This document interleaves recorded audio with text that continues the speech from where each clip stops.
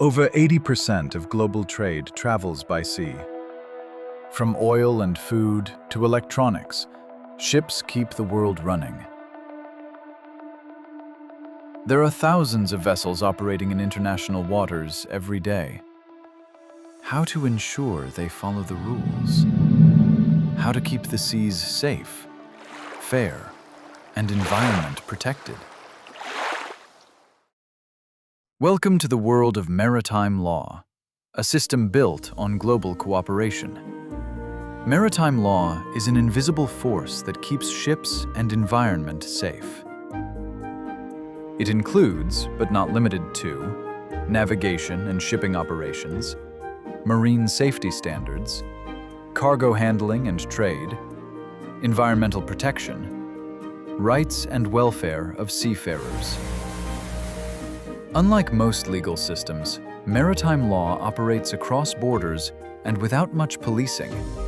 Much of it is based on trust, enforcement, and mutual respect. Since oceans are shared spaces, no single country can control everything. That is why international agreements and cooperation are essential. To understand maritime law, we need to understand jurisdiction.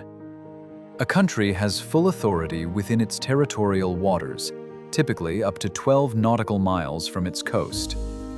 That is, it can enforce its own laws to any ship or anyone within that territory. The law of the land applies within this zone. Beyond that, till 24 nautical miles, lies the contiguous zone, where countries can exercise laws related to customs and immigrations. Exclusive economic zone lies up to 200 nautical miles, where countries have rights over resources and economic utilization of the area. Further out are the high seas, international waters that belong to no single nation. No one can exercise their jurisdiction. However, on board ships, the jurisdiction of the flag state applies in high seas. So how do we regulate ships in such a vast, shared space? This is where the concepts of flag state and port state become critical. Flag state responsibility. Every ship is registered under a country, known as its flag state. This registration gives the ship its legal identity. It is similar to an individual's nationality, whereby nation gives it protection and legal documentation. In return, ships pay taxes and comply with flag state requirements.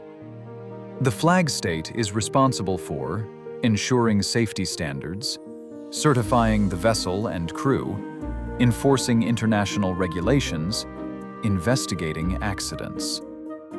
No matter where the ship travels, the flag state must ensure compliance. However, not all flag states enforce rules equally. There are flags called flags of convenience, where ships register to escape laws. This creates gaps, and that's where another layer of enforcement steps in. The port state control.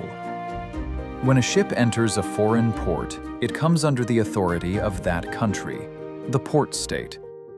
Through port state control, authorities can inspect ship safety and equipment, verify crew certifications, and check for pollution prevention measures. If a ship fails to meet standards, it can be detained, sometimes costing companies millions. This system ensures that even if a flag state is weak, ships cannot escape scrutiny because ships needs to trade worldwide and go to other jurisdictions as well. Port state control acts as a global safety net. It is powerful and important body. Cooperation between flag and port states. Maritime law works because of cooperation. Flag states provide primary oversight. Port states provide independent verification. Together, they create a system where ships are constantly monitored, no matter where they go.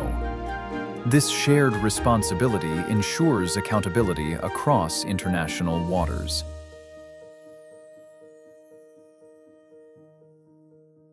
At the center of this global system is the International Maritime Organization, or IMO.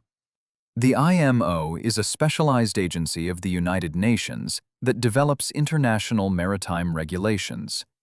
Its key functions include setting global safety standards, preventing marine pollution, enhancing maritime security, improving shipping efficiency.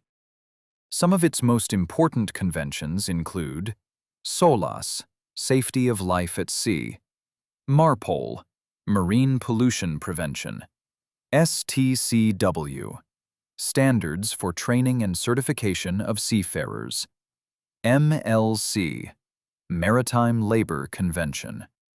These conventions form the backbone of modern maritime law. The IMO does not directly enforce laws. Its authority comes from its member countries.